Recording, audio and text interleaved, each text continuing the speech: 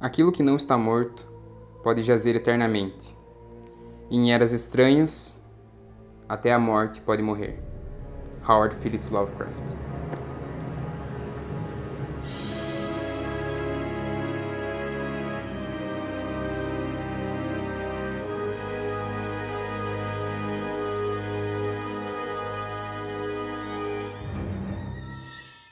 Olá a todos, bem-vindos a mais um vídeo da Tanzutin. Eu sou o Orfeu. E bom, hoje eu vou comentar sobre o último episódio do Nerdcast da RPG. Que caraca, velho. Como sempre, não esquece de deixar o seu like e se inscrever no canal. Eu vou deixar as redes sociais aqui na descrição do vídeo. Também siga a gente lá, para não perder nenhuma novidade e nenhum vídeo que vai sair durante a semana. Em 1928, na Weird Tales 11, número 2, Howard Phillips Lovecraft publicou o conto chamado de Cthulhu. Esse foi um dos muitos contos que o escritor publicou durante toda a sua vida, e esses contos eles são voltados ao terror. Mas um terror não como a gente está acostumado, de espíritos, possessões ou até mesmo monstros comuns. Os monstros do Lovecraft são coisas indescritíveis até certo ponto. O que é um tanto controverso se você parar para pensar que ele escreve sobre esses monstros. E esse homem não é nada mais nada menos o responsável por criar o terror cósmico. E o que é o terror cósmico? Bom, você já ouviu falar de It, a Coisa, né? Saiu 2 filmes do livro esses tempos, escrito por Stephen King. Não sei se você sabe, mas uma das maiores, se não a maior inspiração do Stephen King é o Lovecraft. E existem alguns paralelos que você pode fazer entre o monstro do It e os monstros do Lovecraft. O primeiro deles é que eles não têm forma definida. Se você for lembrar no filme do It, a Coisa, o Pennywise ele nunca tinha uma forma. A forma padrão dele é a de um palhaço. Mas sempre que ele precisava assustar alguma das crianças ou alguns adultos, ele sempre se transformava para o que a criança mais temia. Isso não acontece necessariamente nos contos do Lovecraft, mas os monstros do Lovecraft, eles têm uma forma totalmente... Assim, não tem como você descrever ela, porque os próprios relatos, os contos que ele escreve são relatos de pessoas que enfrentaram ou viram essas criaturas, são relatos à beira da loucura. O ponto do terror cósmico é: a partir do momento que você entra em contato com essa criatura, você perde toda a tua sanidade, você fica louco, você não consegue conceber mais o mundo da forma como ele é, considerando que existe uma criatura daquela forma. E assim, eu não sei ao certo quantos anos mais ou menos o Lovecraft ficou ativo escrevendo sobre essas criaturas, mas ele escrevia desde os 5 anos de idade, contos mesmo, com estrutura bem formada. E ele morreu por volta dos anos 30, 40, acho que 1939 foi o ano que ele morreu. Então ele viveu ali uns 40 anos, mais ou menos, escrevendo contos de terror. Principalmente porque na infância dele ele era uma criança muito enferma, ele passava muito mal e ele não conseguia dormir muito bem. E as noites que ele conseguia dormir, ele tinha pesadelos horríveis. E muitas das criaturas que ele escreve vieram desses pesadelos. E apesar da mais conhecida ser o Cthulhu, ele não é o único monstro que está dentro do que os fãs costumam chamar de mitos de Cthulhu. Nesses mitos existem vários monstros, como Dagon, Yog-Sothoth e Nyarlathotep. Cada um desses monstros tem uma certa posição nessa escala de criaturas. O Cthulhu, por exemplo, ele é o sumo sacerdote dos deuses antigos. Algum dia eu faço um vídeo só de Lovecraft para explicar essas nomenclaturas de deuses antigos, Elder Gods, Outer Gods, porque é um negócio bem complexo mesmo. Mas o que mais importa é que Cthulhu é um dos deuses mais próximos da Terra, porque a forma física dele tá aqui na Terra, ele tá no fundo do oceano. Ele e Nyarlathotep são os monstros que mais interagem com o mundo. O Cthulhu, pela forma física dele, tá especificamente aqui no mundo. E Nyarlathotep porque ele tem uma certa curiosidade com a raça humana. Isso é muito mais abordado nos contos que o Nyarlathotep aparece. Ele é o único monstro do Lovecraft que interage verbalmente com o humano e não sai exterminando humanos por aí.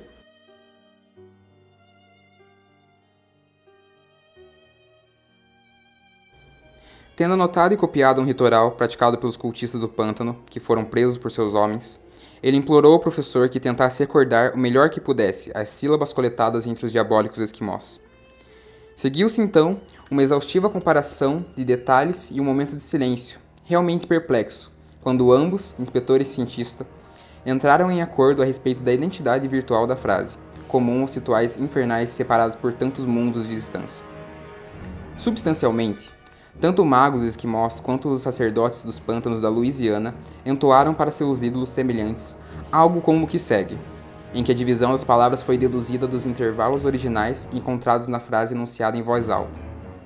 Fingui, Naf, Cthulhu, Rile, Wagftang. Degrassi, nesse ponto, estava adiantado em relação ao professor Webb, pois vários de seus prisioneiros mestiços reproduziram o que os cultistas mais antigos contaram a respeito do significado das palavras.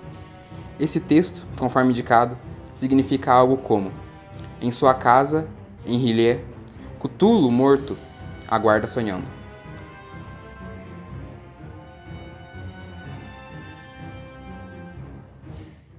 Então, um século depois, o Jovem Nerd e Azaghal, que dispensam qualquer tipo de apresentação, começaram o projeto deles, o Nerdcast da RPG. Esse Nerdcast, ele era uma edição especial a princípio, onde eles iam interpretar um RPG normal e discutir sobre os clichês dos RPGs. Começou com uma temática medieval e saiu em 2011 a primeira edição. Só que o negócio deu tão certo, eles jogaram uma partida inteira e deu tão certo a gravação que eles decidiram sonorizar, colocar efeitos sonoros para aumentar a imersão e criar uma história a partir dali. Então eles criaram 2 trilogias e agora uma quadrilogia de RPGs em podcast. A primeira trilogia trata de temática medieval, eles usam o sistema Dungeons and Dragons, que é super famoso. A segunda trilogia trata da temática cyberpunk e também fez muito sucesso, tanto que o personagem do Ozob, do Azaghal, tá no Cyberpunk 2077. E essa última saga aborda terror, no caso, Call of Cthulhu, que também é um sistema de RPG que aborda os mitos de Cthulhu.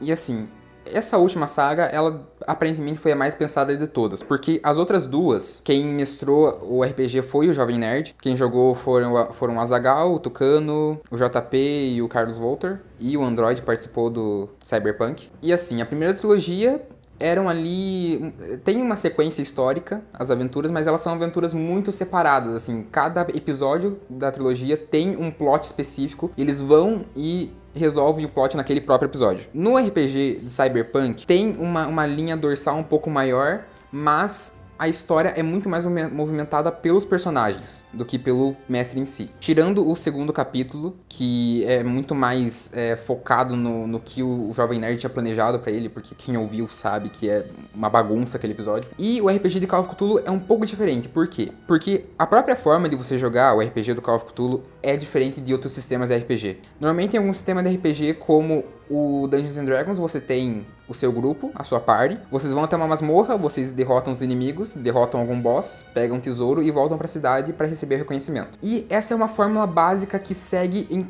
tipo 90%, 95% das campanhas de RPG de Dungeons and Dragons. No RPG de Cyberpunk é um pouquinho mais diferente. No RPG Cyberpunk você está num mundo a princípio decadente. Você tá num mundo que tá dominado por megacorporações. Os países já não têm mais poder político e monetário para combater essas superempresas. E é muito comum, em temáticas de cyberpunk, você ser um grupo de foras da lei que normalmente vão fazer algum serviço para alguma empresa. E essa fórmula segue mais ou menos 80% dos RPGs que você vai jogar em cyberpunk. Mas no Call of Cthulhu não. A premissa dele é seguir os contos do Lovecraft. Os contos do Lovecraft se baseiam em pessoas comuns encarando esses monstros totalmente absurdos, totalmente inconcebíveis para um humano normal. Então você pode ter um jogador de basquete, um advogado,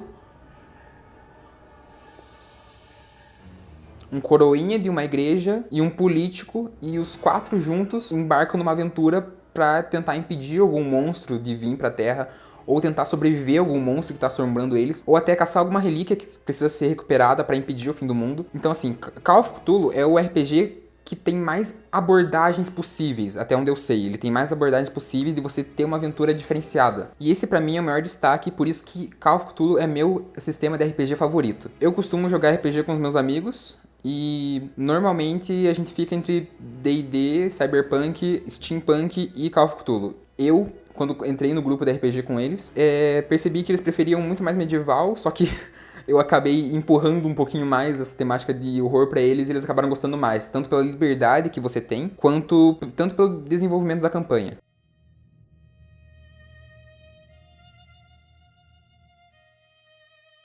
A caligrafia do pobre Johansen pareceu minguar enquanto ele escrevia isso.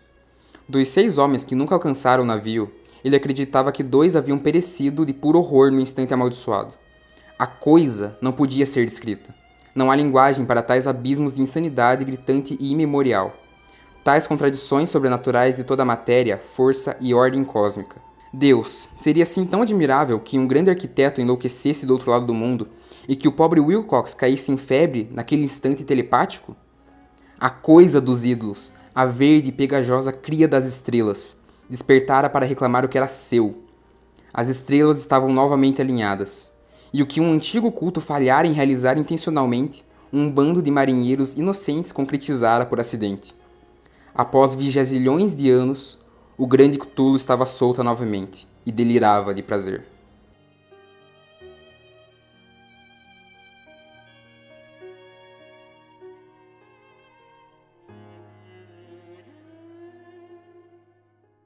Então, por que o Nerdcast da RPG de Call of Cthulhu é tão importante? Porque ele alcançou um nível técnico, um nível narrativo que os outros nunca tinham alcançado antes. Não porque o mestre dessa campanha é o Leonel Caldela, não mais o Jovem Nerd. E o Leonel já tem uma prática para descrição, porque ele é escritor. Foi ele quem escreveu o Código Elfo, ele é um dos escritores principais do sistema de RPG brasileiro Tormenta. Então ele sabe muito bem o que ele tá fazendo. E não só por esses pontos, mas porque os personagens e a forma como os jogadores interpretaram e a própria história que foi seguindo, ela foi muito, não só inovadora, mas muito intensa para quem acompanhou, né? O personagem interpretado pelo Jovem Nerd é o Thomas Faraday, que é um físico, teórico, estudante inglês e rico. O personagem do Carlos Voltor é o professor Stephen Howard Phillips Venkman, que é todo um jogo de referência de escritores de terror e personagens de filmes de terror. E ele é um professor de Oxford que tem um tenure e ele estuda parapsicologia, mais focado no oculto mesmo. O personagem interpretado pelo Tucano é o Jimmy O'Flanagan, que é um irlandês ex-padre e viciado em bebida. O personagem interpretado pelo Rex é o Búfalo, o Giacomo Di Monte, que é um lutador de boxe, e discípulo do Dom Azaghal, que é interpretado pelo Dom Azaghal, que é um padre filiado ao Opus Dei, não sei se é filiado o termo que usa, não sei. Que é filiado ao Opus Dei, que é uma subseção ali do Vaticano. E assim, a química de todos sempre foi muito boa em todos os RPGs, porque todos eles são amigos de longa data, então eles já jogavam RPG antes, eles sempre participavam de podcasts juntos, então pra sair piadas e eles desenvolverem diálogos incríveis ali não é difícil. Só que nesse RPG em específico tá um pouquinho a mais do que o normal. Porque todos os personagens eles têm umas interações muito incríveis entre si, a história deles é moldada para eles terem mesmo essa convivência maior, essa intimidade maior que os outros personagens das outras campanhas tinham. E também porque essa história, ela diferente dos outros RPGs, ela segue uma linha narrativa muito mais, como posso dizer, muito mais contínua. Com exceção do primeiro episódio, que se você ouvir ele tem um fechamento ali nele mesmo, você começa ouvindo ele e termina ouvindo ele, a história poderia acabar ali. Mas isso não acontece com os outros 3 episódios. Tanto que o segundo e o terceiro episódio, eles têm, assim, os melhores cliffhangers que eu já vi em muitas obras, assim, tipo... Eu não consigo lembrar de algum cliffhanger de um nível que eu consiga comparar com o que foi o cliffhanger do 2 e do 3, cara. E bom, na história, o Thomas Faraday, o personagem do Jovem Nerd, ele recebe uma carta do manicômio de Newcastle dizendo que o primo dele, William Faraday, que estava internado lá, tá à beira da morte. E assim, todos os personagens, eles são veteranos da Primeira Guerra Mundial, menos o Búfalo, mais porque, assim, ele lutou na Primeira Guerra Mundial, mas ele não lutou nas trincheiras. Todos os outros sim. Então, depois da guerra, eles formaram uma certa confraria e se reuniram porque eles não conseguiam mais interagir com as pessoas normais. Eles não conseguiam mais ver as pessoas normais como adultos no nível deles, por assim dizer. Então, Thomas Faraday ele junta essa confraria pra ver o que tá acontecendo com o primo dele. E o Búfalo chama o mentor dele, o Dom Azaghal, justamente porque a carta que o Thomas recebe de Newcastle dá a entender que talvez seja algum tipo de possessão demoníaca que o William esteja sofrendo. E depois disso vocês têm que ouvir, mas a aventura se desenrola de um jeito muito fluido e muito intenso, e quanto mais você vai escutando, quanto mais você vai seguindo a aventura com aqueles personagens, mais você tá investido emocionalmente neles.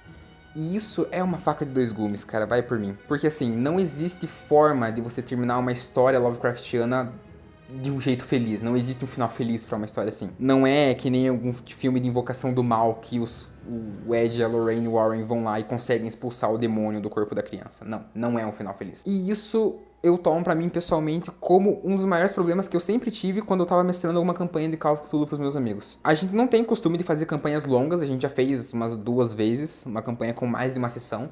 Normalmente a gente faz campanhas one shot, que é quando você começa e acaba naquela sessão mesmo. E com exceção de uma campanha minha, eu acho que eu nunca consegui dar um fim digno pra uma campanha de Call of Cthulhu. Porque nas histórias, isso é uma coisa que o sistema de RPG tenta adaptar e vai muito do mestre da campanha, adaptar o quão fielmente ele consegue as histórias, mas nas histórias Lovecraft, todos os personagens acabam ficando loucos, ou eles se matam, ou eles ficam loucos, ou eles não conseguem mais viver de forma normal na sociedade. E quanto mais você vai acompanhando essa história do Nerdcast RPG, mais as coisas vão desandando e mais você vai sentindo que a merda tá chegando e que tudo vai piorar de um jeito incrível até eles lançarem o 4º episódio. E assim, desde o terceiro RPG medieval, que foi o terceiro cronologicamente que eles lançaram, eles já estavam no nível técnico de edição de som, de corte da história, de direção criativa da história, muito bom. Só que com essa campanha, as coisas chegaram num nível, cara, astronômico, velho. Assim, eu não vou spoiler pra vocês como que acaba, mas, cara, assim, o último episódio, o terceiro episódio foi lançado em fevereiro. Foi em fevereiro? Foi em fevereiro do ano passado, 2019. Então, cara, foi aí 1 ano e 10 meses esperando a conclusão dessa história. Pela primeira vez nos Nerdcasts da RPG, não era uma trilogia, era uma quadrilogia. E com o cliffhanger do terceiro episódio, de novo, não tinha como saber o que ia seguir dali da frente. Mas, cara, eu preciso te contar, cara, foi muito melhor do que eu ir num cinema assistir. Cara, assim, se eu pudesse comparar isso a alguma vez que eu me senti tão eufórico, tão desesperado e tão emocionalmente engajado numa história, foi quando eu assisti o Avatar, do James Cameron, no cinema. Eu lembro que eu fui com a minha mãe, com a minha avó, e a gente viu, tipo, tá passando esse filme aqui, Avatar. A gente nem tinha noção de bilheteria na época, do que era o filme. Eu tinha também 11 anos, 10 anos quando saiu. E a gente foi ver, tipo, filme normal. Tem em 3D a opção. A gente vai ver em 3D? Não, vamos ver normal, porque não vale a pena gastar tanto em 3D, porque na época era um pouquinho mais caro. E daí a gente saiu do filme, a gente saiu louco, a gente tava tipo, caraca, o que a gente acabou de ver? Porque Avatar do James Cameron, na época, cara, assim, é um dos melhores filmes de todos os tempos, velho. Foi a maior bilheteria até Vingadores Ultimato. E assim, eu tinha 10 anos, então tudo pra mim era fantástico. Imagina uma criança de 10 anos assistindo Avatar. Você vai saber, tipo, o que ela tá, tipo, caraca, meu Deus do céu. Tanto que a gente gostou tanto do filme que depois a gente foi assistir em 3D no mesmo dia. Esse é o único momento da minha vida que eu me senti tão eufórico ao ponto que eu fiquei ouvindo esse último episódio de Nerdcast RPG. Cara, tem uma coisa que encaixou muito bem, que é o Leonel Caldela ser o mestre desse RPG. Porque assim, não falando que o Jovem Nerd é um mestre ruim, ele não é de forma alguma. As descrições dele no Nerdcast Cyberpunk são absurdas, são descrições que parece que ele escreveu ali, reescreveu, mandou pra um crítico e tá lendo a descrição de tão incrível e tão imersivo que é. Só que o Leonel Caldela tem um ponto que é o que eles chamam da escatologia do Leonel. Ele tem umas descrições de combate, de loucura, de sangue, de... Cara, ele tem umas descrições tão viscerais, cara, que isso misturado com os efeitos sonoros que o Jovem Nerd coloca, cara, isso faz você ficar maluco com as coisas que tá acontecendo, velho. Assim, o personagem tá lá delirando e você ouvir a voz da criatura, tipo, passar, assim, desse fone de ouvido pra esse. Tipo aquele negócio, tipo, a ASMR que eles falam. Tipo, a voz vai passando e você escuta como se você estivesse na perspectiva do personagem, o que ele tá sentindo, o monstro, tipo, contornando o personagem. Como eu tava falando, eu nunca soube dar um final pra uma campanha. E eu tava muito apreensivo a como seria o final dessa campanha. Porque eu sou muito fã do Lovecraft, eu li vários contos já, não li todos. Mas eu já li muitos contos. E assim, tudo que tinha que acontecer pra ser um final perfeito era muito difícil que fosse, porque um RPG é muito volátil. Você tem a ideia do mestre, você tem a vontade dos personagens. E o intermédio disso, o meio disso, a junção disso tudo, é o RPG. Então não depende só do mestre, do caminho que ele quer que os jogadores sigam. Depende do que os jogadores querem seguir. Tanto que tem até um momento no terceiro episódio que os jogadores seguem por um caminho que o Leonel não estava planejando, e ele teve que descrever, ele teve que improvisar, ele teve que seguir a aventura dali. E assim, levando tudo isso em conta, o auge técnico que o Jovem Nerd chegou, toda a descrição, todo o envolvimento emocional que eles conseguiram criar nesse Nerdcast, principalmente pra mim, porque esse ano foi muito complicado, eu fiquei relativamente longe dos meus amigos antigos e me aproximei muito mais da Tanzo Team. Só que nesse meio tempo eu fiquei relativamente sozinho, então eu supria meu tempo ouvindo podcasts. E eu não consegui achar nenhum podcast de RPG com a qualidade do Jovem Nerd. Então assim, principalmente eles de Call of Cthulhu que estavam andando, que eu ficava tipo toda semana louco Porque eles, até 2 meses atrás, eles não anunciaram que quando ia sair. Então eu ficava ouvindo que nem um louco essa trilogia, porque na época era a trilogia. Eu ficava ouvindo, e tinha momentos do RPG que eu decorava o que eles iam falar. Tem detalhes que o Jovem Nerd coloca na edição que você só consegue ouvir depois de 10 vezes que você ouviu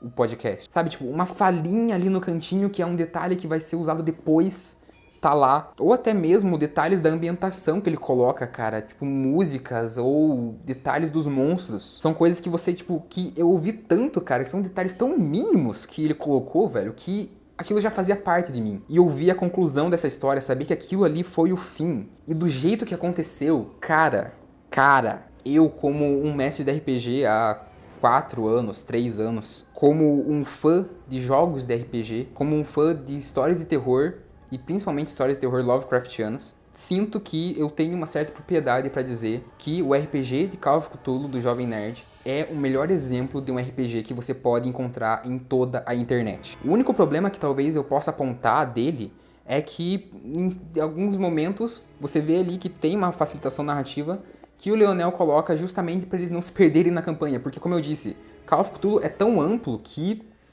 cara, se eles quisessem ir pra Rússia, lutar contra os soviéticos, eles iam, cara. Só que, como eu disse, depende tanto do mestre quanto dos jogadores querer manter a história. E isso eles têm um entrosamento e uma dinâmica muito boa. Então, isso não é um problema pra eles. E talvez isso acabe sendo um defeito, cara, porque é um RPG tão perfeito, ele é tão bem estruturado. Claro que não é a campanha inteira que eles jogaram, ainda tem os cortes, eles cortam as batalhas, porque tem leitura de regra, tem muita rolagem de dados, eles cortam coisas desnecessárias em enrolação, que normalmente tem em muitos RPGs. E esse talvez seja um problema, cara, porque é tão perfeito que, cara, se você for jogar um RPG tendo na mentalidade que você quer um RPG igual o Nerdcast da RPG... Caraca, eu falei muito RPG, velho.